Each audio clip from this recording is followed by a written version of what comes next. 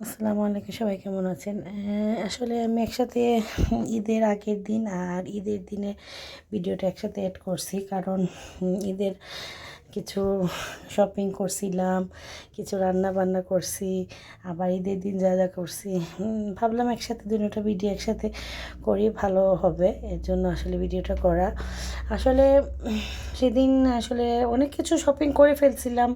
আমার ছেলের শপিং যেদিন করি ওই দিন অবশ্য করি নাই, আর একদিন মাঝখানে বের হয়েছে, ওইটি ভিডিও করি নাই। টুকটাক ভিডিও, কাপড় চোপড় কিনছিলাম আমি, এগুলোর আসলে ভিডিও করা হয়নি। আর সেদিন গিয়ে আসলে কিছু জুয়েলারি কিনছি আমি, ওই যে জুয়েলারিগুলো কিনছি, আর কাপড় চোপড়ও কিছু কিনছিলাম। আর এই ব্যাগটাও পছন্দ হয়েছিল, ব্যাগটাও কিনছি। আর এই ওয়েস্টার্ন ড্রেসটাও কিনছিলাম, এই ওয়েস্টার্ন ড্রেসটাও কিনছি। আসলে ব্রাজিলে তো থ্রি পিসের আর কামিজ শাড়ি এগুলো কিছু পাওয়া যায় না, ওই জন্য ওয়েস্টার্ন কাপড়ই কিনতে হয়। আর আমার ছেলের যে শপিং করছিলাম এগুলো আসলে আর আমার বের করে আর ভিডিও করা হয়নি, ভাবছি সে পরলে এমনি দেখবে সবাই, আর প্যাকেটের মধ্যে থেকে ভিডিও করছি। আর আমারগুলো আসলে টুকটাক ভিডিও করছিলাম, এগুলো আসলে অ্যাড করছি। ওগুলো শপিং করার পর এগুলো আবার আর একদিন এগুলো জুয়েলারি কিছু শপিং করছিলাম, আর একদিন গিয়ে এগুলো যে টুকটাক জুয়েলারি শপিং করছি। আসলে আমার আর এই যে গরুটা দেখতে পারতেছেন, এটা আমার শ্বশুর বাড়ি থেকে ভিডিও করে পাঠাইছে। আমি বলছিলাম যে আমি অ্যাড করবো আমার ভিডিওতে। আসলে সব সময় ঈদের সময় তো দেশে থাকি, এবার তো আসলে দেশে নেই, এই জন্য বললাম যে যে গরুটা কেনা হয়েছে ভিডিও করে পাঠাও, আমি আমার ভিডিওতে অ্যাড করবো। আর সকালবেলা কিছু আমি পিঠা বানিয়েছিলাম, কিছু পিঠা, কিছু সিঙ্গারা, এগুলো বানানোর পর ভাবলাম যে এগুলো কিছু ভিডিও করে রাখি। আবার সন্ধ্যাবেলা গেছি, গিয়ে ওর আব্বুর সাথে সব কিছু কিনা হয়ে গেছিলো, বাট একটা জুতা আমার কিনা হয় নাই। জুতা অনেকগুলো কিনা হয়েছিল কয়দিন আগে, নতুন নতুন অনেক জুতা আছে। তারপরও আমি ওর আব্বু বলতেছে যে ঈদের দিন একটা নতুন কাপড় যখন পরবো, একটা জুতা না কিনলে কীরকম পরে।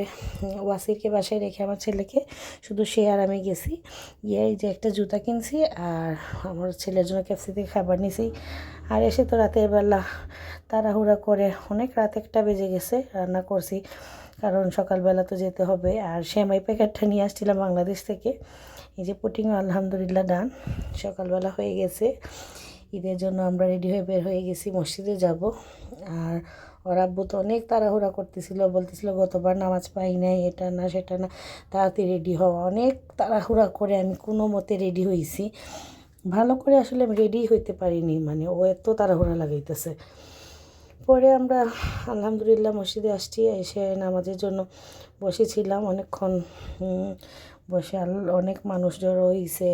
আর আসলে ব্রাজিলে তো রিলেটিভ কেউ নাই, এর জন্য একা একেই আর কি, যা কী করবো, একা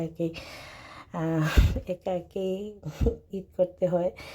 আর ওর আব্বু আর আমার ছেলে ও ছিল, ছেলেদের সাথে বসছে, আর আমি আমার একটা রিলেটিভ একজন ছিল, ওনার সাথে বসেছিলাম, ওদের সাথে আমি গল্প করতেছিলাম। পরে আমরা নামাজ পড়লাম, নামাজ পড়ার পর অনেক মানুষ, এত মানুষ ছিল আর কি বলে বোঝানোর বাইরে, মানে এত ভিড়, আমি পুরা একদম আর কি বিরক্ত হয়ে গেছিলাম যে এত মানুষ, মানে ধাক্কা দিয়ে এই সাইড থেকে ওই সাইডে, ওই সাইড থেকে ওই সাইডে।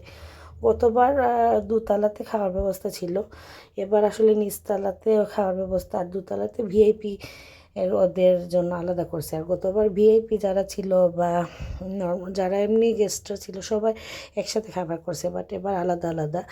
আর এত মানুষ ছিল, মানে যে যেভাবে পারতেছে মানে প্যাকেট করে নিতেছে, যে যেভাবে পারতেছে। আর আমি তো আসলে সব কিছু খাই না, আমার কোনো আসলে তাড়াহুড়া ছিল না। আমি শুধু ওয়াসিরের সাথে আর ওর সাথে কয়টা ছবি তুলছিলাম, ওয়াসির আব্বুর সাথে কয়টা ছবি তুলে বলছি যে বাসায় চলে যাই, কিছু খেয়ে আসিনি, বাসায় গিয়ে আমি খাবো।